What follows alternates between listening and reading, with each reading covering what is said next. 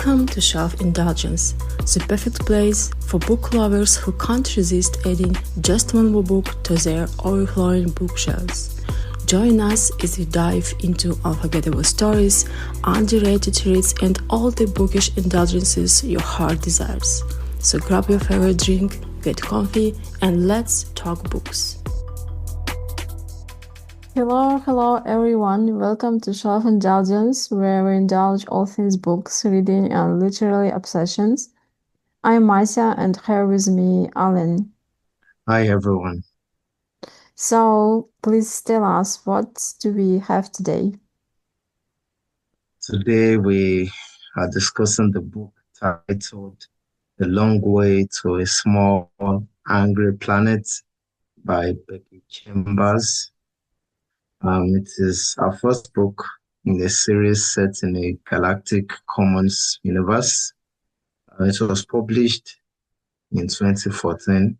It was a debut novel, as I earlier stated, and it was originally self-published in 2014 when she was about to, before publishing the book, she started a fundraiser campaign on Kickstarter, where she wanted, like she told everyone she wanted to work part-time for the next 2 months to be able to finish the book. So she asked for help, $1,500 as stated online.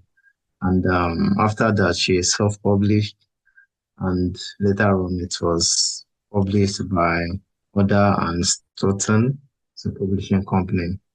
And I think the book has done well so far. So I think that's just a brief introduction about the book. Yeah, thank you. I think it's kind of nice for Christmas holidays.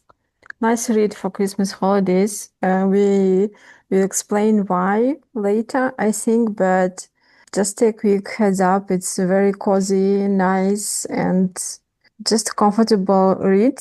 So we will definitely recommend it for Christmas. We move on to the next chapter, and it's a 15 seconds plot. Let's summarize the book in 15 seconds. I am the one who starts, right? Yeah, yeah. Are you ready? Okay, I'm ready. 1, 2, go. A multi-species crew is traveling to a new discovered planet, and it's facing different troubles Stop, on its way. stop. Yep, I did it. I did it. Your turn, please. 1, 2, go. A young lady joins a crew in traveling through space, um, fulfilling missions, and yeah, I think that's all it's about. I think I totally That's botched it. that. Stop it.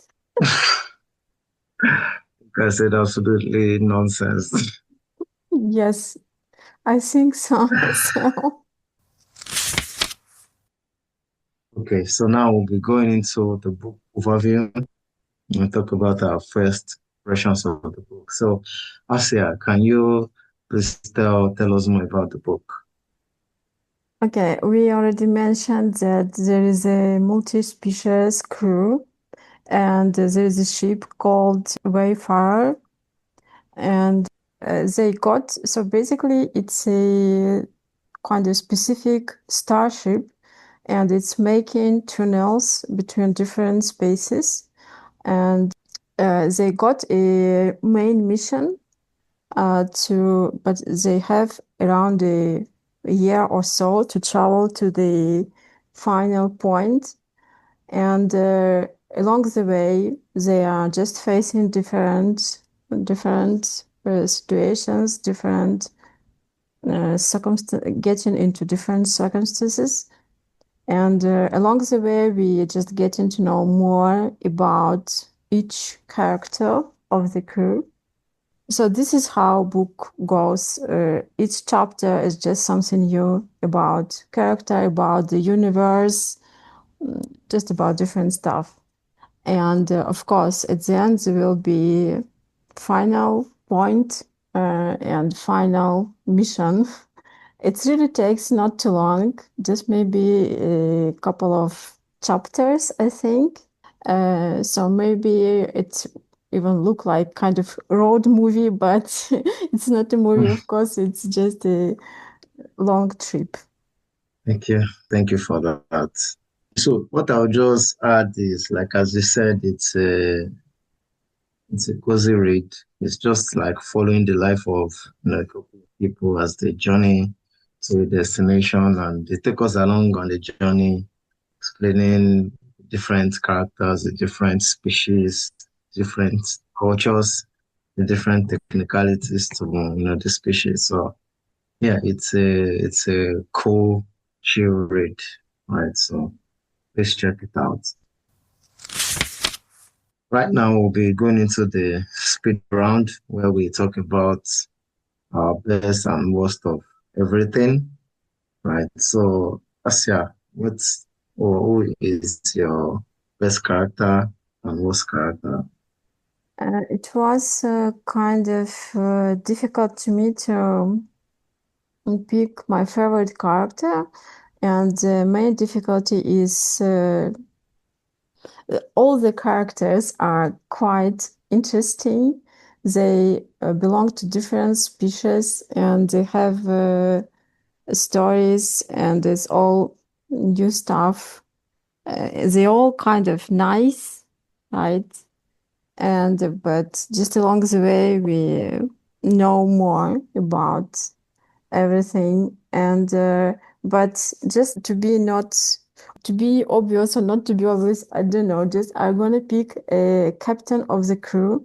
His name is Ashby Santoso, and I just think it's a very common type of character because the captain has to be very just responsible of everything, and he has to be just has high morality.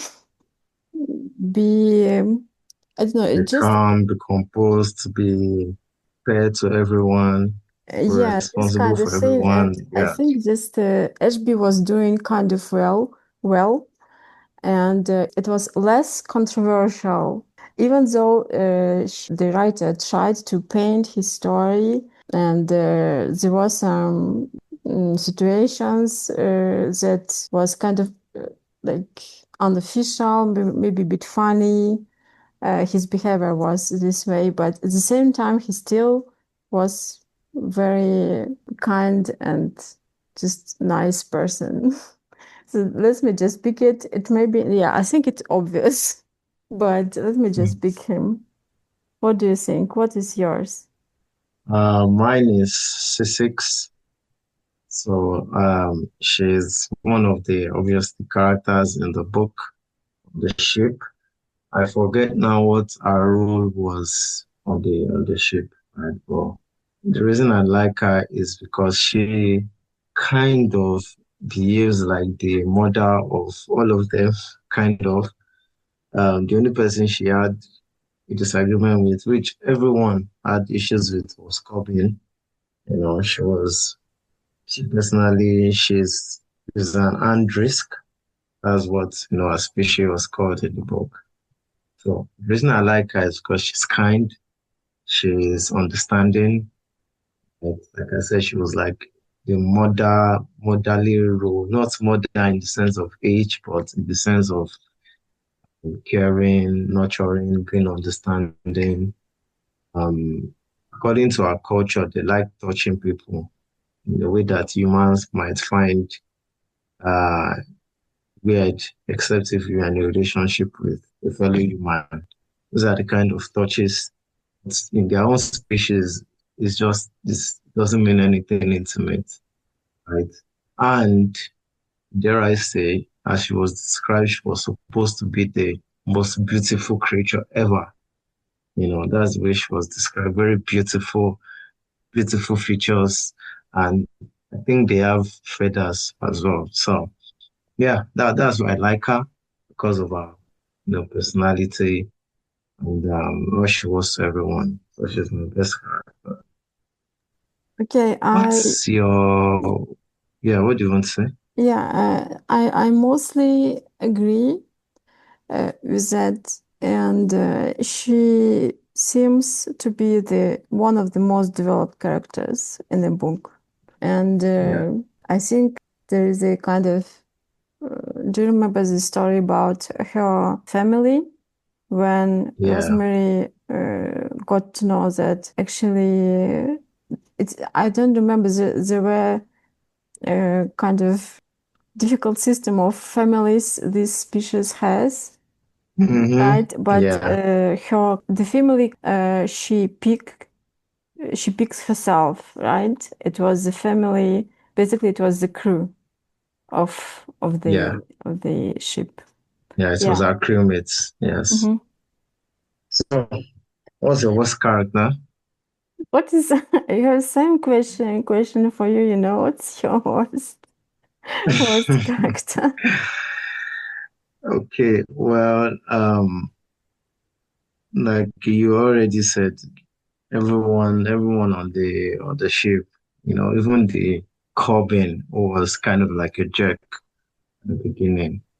He had character development. So personally, I don't really have one. I like all the characters. They all have their, behaviors, but they're all likable. They're still likable. Even because there was a period, there was a scene where they got robbed, and the people that robbed them, yes, they were initially violent, but it was because Ashby, without knowing, made a rude gesture at them that they took. Their culture is very rude, so they hit him. But afterwards, they were quite polite thieves. If we had polite thieves in this world, I don't know. I think this world would be a better place. So yeah, there is no bad character for me personally in the book. So I don't have one. What about you? Okay, I would say I don't have one as well because of the whole vibe of the book, I guess. Even those angry fishes that we met close to the end, it was they didn't seem to be like a pure evil, but even though they had like different. I think it's how the book paints species, I guess. Like it's trying to be very understanding, very like different culture, and it's but okay. So I would say that Torimi is the worst character. Torimi, it's the name of the species, a new species that was the Galactical Commons got to know recently, and it was invited to join to the Galactical Union something, and it was just difficult to come to the agreement with them. Let me pick them, but it's not just like one character. It's a bit more difficult than that. Okay, let's move on. What is your favorite scene? Okay, my favorite scene is still tied to Sissix.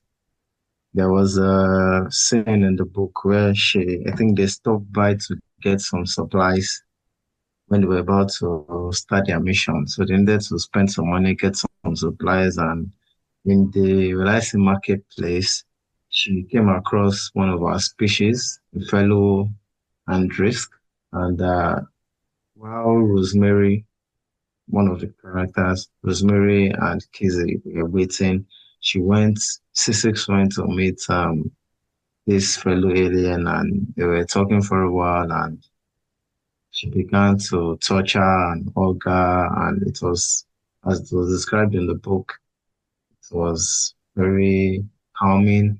It was very soothing, right? Of course, we didn't know what was going on, like Rosemary and Kizzy as well. But afterwards, Sissix explained what was happening. Apparently, this other creature has been kind of ostracized, and she was all alone, even though there were other Andrisk there as well, but they kind of neglected her, ignored her for some reason, and um, Sissix, felt her pain. She was empathetic to her, and she hugged her and touched her the way this sounds kind of weird to say, but the way nobody has, not in a sexual way, right? And then she gave her a feather, which is a very important action in Andres culture. You only give people feathers who have left an indelible mark on your life, that you can never forget about them. So they exchanged feathers, and I just liked the scene because it showed, one of the reasons I liked Sussex. Very kind, very compassionate, very understanding. And it was touching. So that is my favorite song. How about you? Uh, okay, I have one, but it's connected to another character in the crew. His name is artist Corbin, and at the beginning it was portrayed as a not nice, not just too pleasant, not really communicative person, even though his role in the crew was very important. And it didn't look like he has friendship, any friends, just like professional relationship, and that's all. But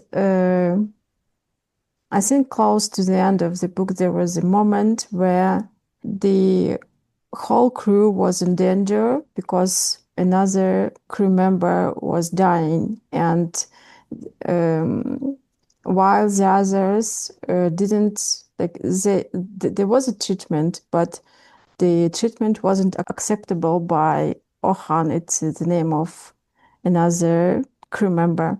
But in a very dangerous situation, Ohan was finally dying, and it was very important to save the crew that for him. So he had to stay conscious, and while no one like everyone denied to give them okay, it's them because it's actually them because it was a kind of paired person. I don't know how to say, okay, let's call it him. Not people, right? Because it's very confusing. Actually, it was very confusing to do this way. So Ohan was dying, and it was the only guy, it was Corbin, who gave him the treatment. And it was a very practical way how he explained why he did it. Like it was the least possible character who could do it. Corbin didn't want the crew to just to lose one more crew member. He explained it the way that they already lost one member, and there is no point to lose one more if they got a treatment. It's better to just use it and save the crew member and the whole crew, actually. Okay, thank you for that. Okay, let's move Um, on. What is your most ridiculous moment? Ridiculous moment. There is a character, one of the crew members named Jenks, and another crew member. She's the ship's AI. Her name is Lovelace, but they call her Lovey. What was ridiculous is that they were in a relationship, right? A romantic relationship to the extent that he almost wanted to give her a body, right? So that they could have a physical relationship. I found it ridiculous, not because it is weird for a human to fall in love with AI. I can bet that that actually happens right now in the 21st century that we are in. It's that the AI reciprocated, and every night he used to kind of lay down in a glow, right? Like she's like they're cuddling basically. So yeah, I just found it ridiculous that you're having a relationship with an AI and she's also, having a relationship with you. It's ridiculous. It's just ridiculous. So that's it for me. I think it was just How about you? ridiculous. It looked ridiculous maybe because he was touching the all these Cables and cable. calls It and wasn't cables. It wires. was like an engine, like more engine, but it was Okay. like physical thing. The only physical thing he could touch to. Yeah. So, but Yeah. it's obvious she couldn't feel anything. So maybe that's why felt so. Okay. Okay, my ridiculous moment is about Sissix, and it's just connected to her species. Uh, there was a moment she was changing her skin, and I don't know why, but I imagined it quite clear because she was just annoyed. Everywhere was itching, like her skin was itching everywhere, and it's because he belonged to reptiles type, and she just rushed to the doctor to help her to just remove the skin as soon as possible. But just the way she was rushing, she was like seeing people. They asked something, and she was like, "Just leave me alone. I need to, I need to rush. I need to go. Like I will solve what you want me to solve later. Just leave me alone for now." I So yeah, it was just like ridiculous, and it was funny, more funny maybe than ridiculous. Okay, let's move on. We have next part where we discuss our hot takes and popular opinions. Alan, what's yours? Do you have any? Yeah. So while reading the book, I saw that it was a sci-fi book, and honestly, I was expecting a lot of science jargons, talking about different scientific phenomena. Not that it didn't happen in the book, but mostly the book was about the characters and their story and how they interact with each other. You said earlier that each of the chapters was focused on one of the characters, giving us context about their lives and things like that. So it didn't feel like a sci-fi book to me. There was some sci-fi, terminologies and jargons in it, but honestly, the book did not feel like a sci-fi book to me at all. It felt like a book about the characters. So that's my that's my I call it unpopular opinion. What do you think about that? Uh, And what's yours as yeah, I well? agree. It felt more like fantasy, just the place was the whole universe, the space, right? And but even though, yeah, like you said, there was some jargon, but it was like super fictional, right? I doubt there is something really scientific. So, in to continue this thought about characters, even though it was about characters, and some characters felt really developed with very personal stories, and they even got developed all through the book. And we saw the differences, how they were at the beginning and at the end. But for most of them, maybe because uh, the writer tried to describe different species, they still felt quite simple and flat to me. Maybe because it was kind of difficult to build the bond with them since they were so different. Yeah. All right. So Thank you for that.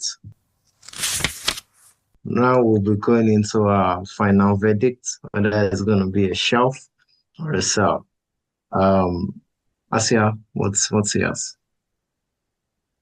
Okay, being said all that, I just I would rather pick cell because it's not really the type of sci-fi I really like.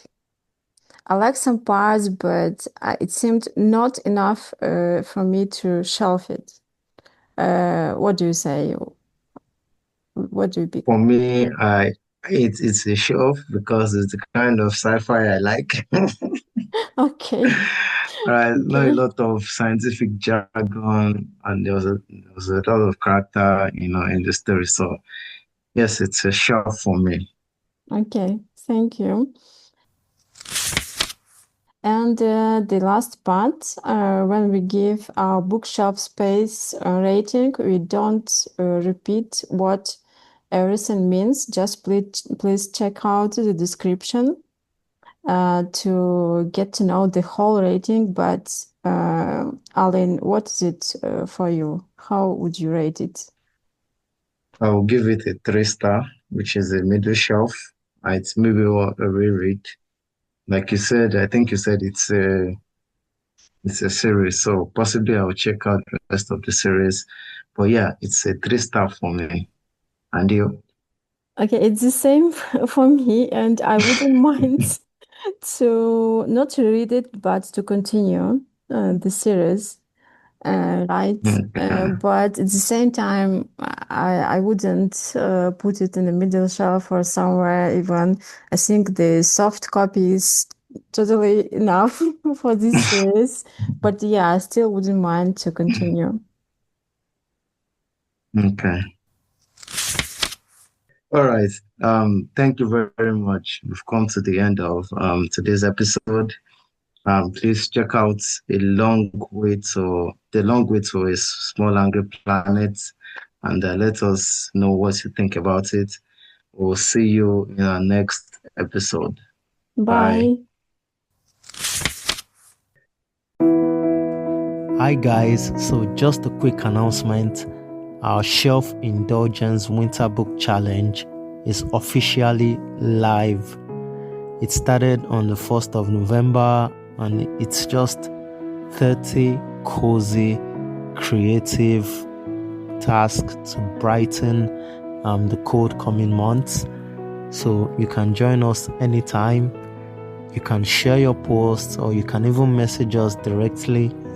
It's all just for fun, okay? So please check out our socials for the full list of prompts and for every other detail you might need. All links are in the episode notes, okay? So please join us. Let's have fun and let the best man or woman win.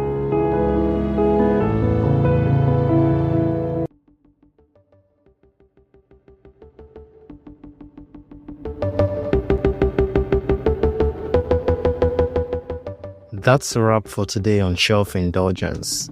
If you enjoyed this episode, don't forget to subscribe and leave a review. We'd love to hear from you. And hey, let's keep the conversation going. Follow us on Instagram and tell us what you're reading. Until next time, remember, shelf care is self-care.